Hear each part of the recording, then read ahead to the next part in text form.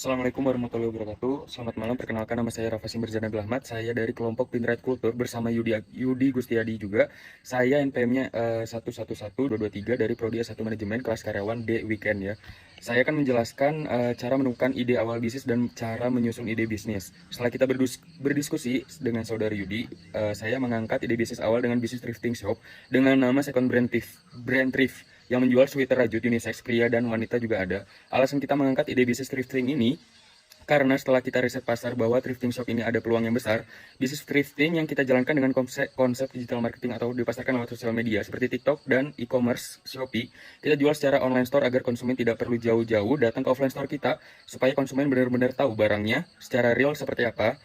Dan supaya konsumen benar-benar tahu barangnya secara real seperti apa, kita akan menjelaskannya lewat live-nya bisa dilewat di TikTok atau Shopee itu dengan kita mengukur lingkar dada. Kan kita soalnya jualnya sweater ya, sweater rajut. Jadi kita mengukur lingkar dada dan panjang sweater yang kita jual, dan juga kita sebutkan kondisi barangnya seperti apa karena ini brandnya brand thrift ya, ataupun barang bekas, brand second brand ya, barang bekas. Selanjutnya ada juga cara menyusun ide bisnis, itu ada 5 poin, yaitu ada melakukan riset bisnis. Anda telah memahami bahwa telah terdapat berbagai analisis yang termasuk ke dalam poin bisnis plan. Yang kedua juga ada menentukan visi, misi, dan tujuan, dan juga membuat company profile, serta juga mencatat semua transaksi keuangan dan juga menyusun strategi marketing.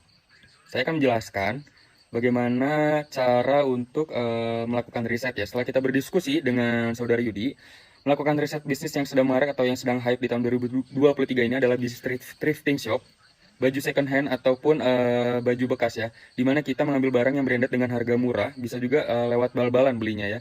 Dan juga ada visi misi yang akan saya jelaskan. Visi misi dan tujuan adalah bagian penting dari rencana bisnis yang akan memberikan arah dan tujuan yang jelas bagi bisnis thrifting shop. Berikut adalah contoh visi misi dan tujuan untuk bisnis thrifting shop. Visinya menjadi toko pilihan utama bagi para pecinta fashion keberlanjutan dengan menyediakan koleksi pakaian bekas berkualitas tinggi dan unik yang mendukung gaya hidup ramah lingkungan. Selanjutnya misinya akan dijelaskan oleh saudara Yudi. Oke, baik. Dari hasil diskusi kami, saya ingin menyampaikan untuk misi yang sudah kami tetapkan itu ada apa aja sih? Untuk misi pertama, kami menyediakan koleksi pakaian bekas berkualitas tinggi. Kami berkomitmen untuk menyediakan produk-produk fashion bekas yang terpilih dengan kualitas tinggi, sehingga pelanggan merasa puas dengan setiap pembeliannya. Untuk yang kedua, mengedukasi tentang gaya hidup berkelanjutan. Kami ingin menjadi agen perubahan dengan mengedukasi masyarakat tentang manfaat gaya hidup berkelanjutan dan mengurangi dampak negatif industri mode terhadap lingkungan. Untuk yang ketiga, membangun komunitas passion berkelanjutan. Kami akan menciptakan lingkungan yang mendukung, di mana para pencinta passion berkelanjutan dapat berbagi ide, inspirasi, dan dukungan satu sama lain. Untuk poin keempat, mendukung upaya pengurangan limbah tekstil. Melalui thrifting shop, kami berusaha untuk mengurangi limbah tekstil yang dihasilkan dengan memperpanjang umur pakai pakaian bekas. Selanjutnya saya akan menjelaskan tujuannya. Tujuannya itu ada beberapa poin penting, yaitu yang pertama ada meningkatkan kualitas dan variasi produk. Kami akan terus meningkatkan dan memperluas koleksi pakaian bekas yang ditawarkan, termasuk bagian ukuran, gaya, merek, dan merek agar dapat memenuhi beragam preferensi pelanggan. Dan juga yang kedua ada menjangkau lebih banyak pelanggan. Dalam 3 tahun pertama, kami bertujuan untuk menarik dan melayani setidaknya 10.000 pelanggan aktif dan terus meningkatkan jumlah pelanggan setiap tahunnya. Dan yang ketiga, ada mengurangi dampak lingkungan. Kami akan mencatat dan melacak jumlah limbah tekstil yang berhasil kami selamatkan dari pembuangan serta berkomitmen untuk mengurangi dampak lingkungan dengan mengedukasi pelanggan tentang pentingnya berbelanja secara berkelanjutan. Dan yang keempat itu adalah memperluas kehadiran online dan offline. Kami berencana untuk mengembangkan toko fisik serta meningkatkan kehadiran online kami melalui platform e-commerce dan media sosial guna menjangkau lebih banyak konsumen potensial. Dan selanjutnya juga yang kelima ada membangun kemitraan dengan komunitas berkelanjutan. Kami akan menjalin kemitraan dengan organisasi lingkungan dan komunitas berkelanjutan untuk saling mendukung dan mencapai tujuan bersama demi lingkungan yang lebih baik.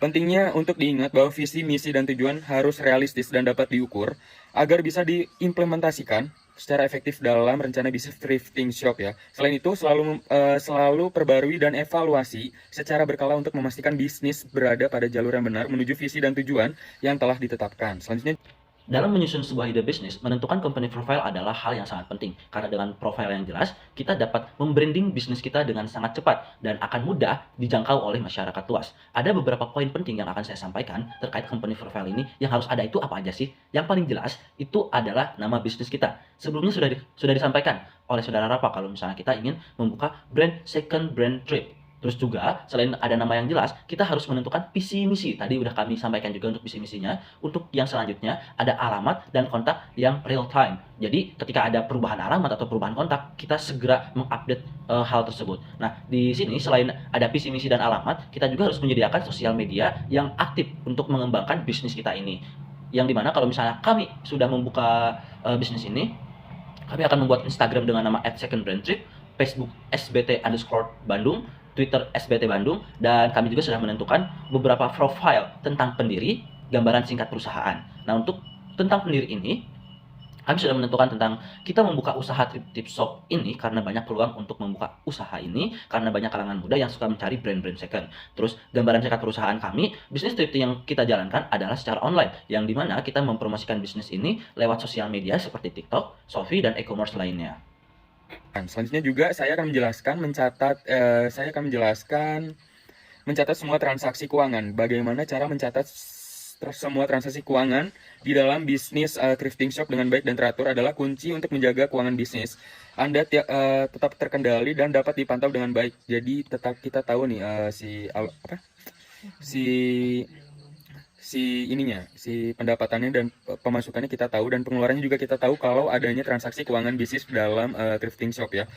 Berikut adalah langkah-langkah untuk mencatat semua transaksi keuangan bisnis thrifting shop. Itu ada beberapa poin penting. Yang pertama itu ada membuka rekening bank bisnis. Pertama, buat rekening bank terpisah khusus untuk bisnis thrifting shop. Yang kita lakukan ini akan membantu Anda memisahkan keuangan pribadi dan bisnis serta memudahkan pelacakan transaksi ya. Dan juga yang kedua ada sistem akuntansi. Itu kita memilih dan gunakan sistem akuntansi yang sesuai dengan kebutuhan bisnis. Misalnya kita menggunakan software akuntansi seperti QuickBooks, Xero, ataupun aplikasi akuntansi yang lainnya. Dan juga kalau misalkan bisnisnya masih kecil, juga bisa menggunakan spreadsheet Excel untuk mencatat semua transaksi. Itu juga udah lumayan ya kalau udah pakai spreadsheet Excel. Dan juga ada juga yang ketiga itu ada mencatat penjualan. Mencatat setiap transaksi penjualan itu kita catatnya udah termasuk tanggal penjualan, item yang dijual juga kita catat juga, jumlah barang, harga, dan total pembayaran dari pelanggan. Seperti itu kita catat juga ya. Dan juga yang keempat itu ada mencatat pembelian. Jadi setiap kita yang terbeli ini, barang-barang yang terbeli, barang bekas untuk dijual kembali juga kita catat juga. Dan deskripsi barangnya juga kita catat, jumlah harga pembelian, dan juga detail pemasok juga kita catat juga. Dan juga selanjutnya ada rekonsiliasi bank. Kita akan melakukan rekonsiliasi bank secara teratur untuk memastikan bahwa catatan transaksi di buku besar sesuai dengan pernyataan di bank. Ini akan membantu untuk mendeteksi dan mengoreksi jika ada kesalahan pencatatan ataupun transaksi yang terlewat. Jadi seperti itu manfaatnya untuk rekonsiliasi bank ya. Dan yang selanjutnya, selanjutnya itu yang ketujuh ada mengarsipkan bukti transaksi. Itu jadi semua kita simpan bukti transaksi seperti faktur pembelian, faktur penjualan, bukti pembayaran, dan juga dokumen terkait lainnya. Kita arsipkan rapi, dan itu fungsinya untuk memudahkan melacak dan untuk tujuan audit jika diperlukan juga ya. Jadi lebih terlacak juga kalau adanya arsip transaksi ya. Dan juga yang ke-8 itu adalah lakukan pencatatan secara rutin.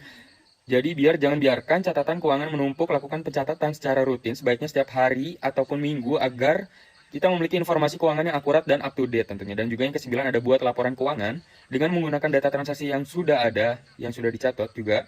Buatlah laporan keuangan seperti laporan laba rugi, income statement, dan juga neraca, balance sheet. Secara berkala, laporan ini akan membantu Anda memantau kinerja keuangan bisnis ya.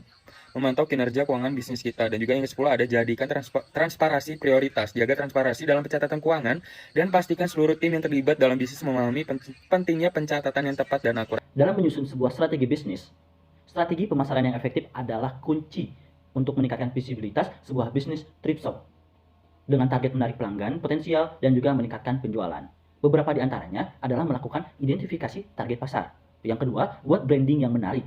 Yang ketiga, tingkatkan online present, yang dimana kita membuat website yang informatif dan user friendly untuk bisnis Anda. Aktifkan juga kehadiran di media sosial seperti Instagram, Facebook, atau platform lain yang sesuai dengan target pasar Anda. Posting konten yang menarik di setiap sosial media. Yang keempat, gunakan konten visual. Manfaatkan foto dan video untuk menampilkan koleksi barang bekas Anda atau second brand kita atau second produk kita saat memposting di media sosial ataupun website. Pastikan untuk menampilkan gambar yang menarik dan profesional untuk menarik minat calon pelanggan. Nomor 5, promosikan diskon dan penawaran khusus. Nomor 6, lakukan kolaborasi dengan brand lain atau brand lokal lainnya. Terus untuk yang ketujuh, pertimbangkan program loyalitas atau loyalty. Terus yang kedelapan, partisipasi di event ataupun bazar. Nomor 9 atau urutan ke-9 adalah manfaatkan testimoni dan juga ulasan. Untuk nomor 10, mengukur dan evaluasi kinerja. Lakukan pengukuran secara berkala untuk mengukur efektivitas strategi pemasaran, evaluasi hasil, dan lakukan perbaikan jika ada hal-hal yang perlu ditingkatkan. Ingatlah bahwa strategi